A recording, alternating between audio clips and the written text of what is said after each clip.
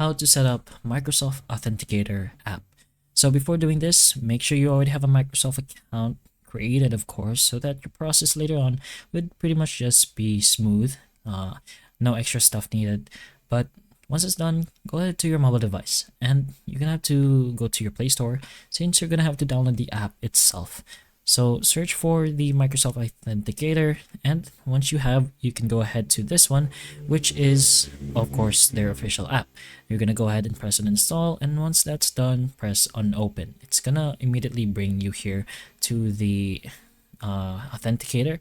So first of all, you can add your first account. So press on add account, and then you're gonna choose what kind of account you're adding. So maybe a personal account, your work or school account, or maybe another account which is different from Microsoft account. But pretty much depends on you, and once you add it here, it should immediately just be in your authenticator with just more security. So another is here on the verified IDs on the bottom right.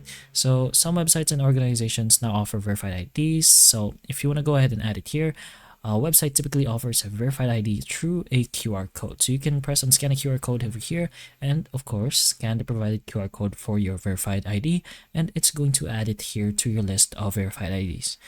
You also have the option here in the top right, and back to your authenticator, press on the triple dot button and you should be able to see more tools and features, which is turning off battery optimization, security notifications, asking for help, and sending feedback. But there's also settings over here. You can put it on notifications, app updates. You even have device registration, so you can register your device with your organization. You have backup, so you can turn that on, maybe so that you can probably put in your details on a different device if you'd like.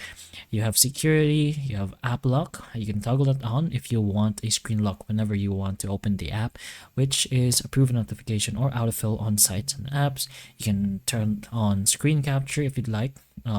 This will allow you to take screenshot inside the app itself or do recordings like I am right now. There's also more options over here where you can just go ahead and explore, since it pretty much just tells you what it does as well from its name. But it's pretty much easy. Just go ahead here to the main screen, press on add account, and you should be able to set up your Microsoft Authenticator app that easily. So hopefully the information of this video can help you, and if it can, please like and subscribe for more videos like this, and that's all.